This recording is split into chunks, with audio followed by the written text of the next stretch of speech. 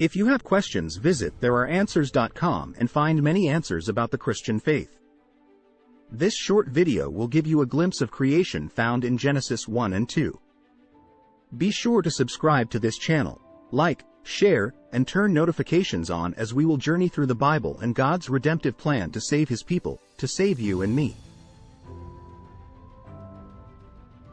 Genesis 1-2 describes God's creation of our universe and of our world. This account establishes God's sovereignty over all things and His role as the creator of everything. Genesis chapter 1 verses 1-2 clearly show that there was an unknown amount of time between the universe being created and the earth being sculpted by the hands of God to sustain life. Genesis chapter 1 says God created everything that we see in 6 days. Since there was day and night, evening and morning from day 1, we must conclude He worked within a normal day period as we know it. What we do not know is if there were longer periods of time in between each day that allowed His creation to cultivate, or if they were 6 consecutive 24-hour days back to back. What we do know is that the power and infiniteness of God greatly exceeds the limits of man. In Genesis 1-2, God creates human beings in His own image and gives them dominion over the rest of creation.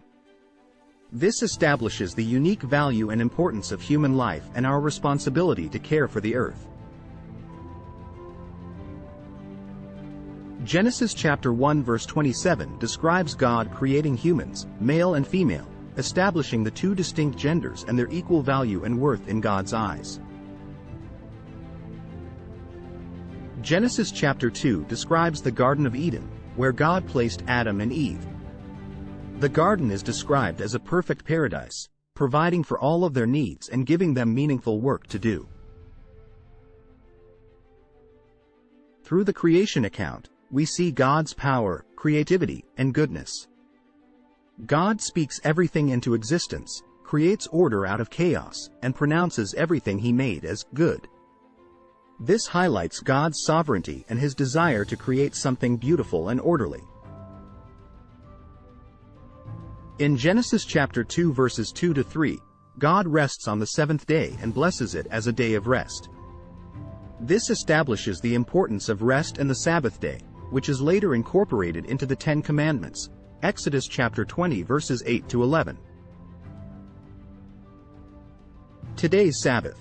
We are under no law to keep a certain day separate for God, but to give every day and everything to Him. So everything we do for the glory of God. Whatever we eat, if we work or rest, it all should be for His glory. Jesus showed us that it wasn't the act but the heart that condemns or saves us. While Genesis 1-2 depicts the world as perfect and harmonious, the later chapters of Genesis show the entrance of sin into the world and its devastating consequences. This sets the stage for the biblical narrative of redemption and salvation through Jesus Christ. This provides a glimpse of what life was like before sin entered the world and helps us understand the ultimate goal of redemption and restoration. Remember, God loves you. He will never leave you nor forsake you.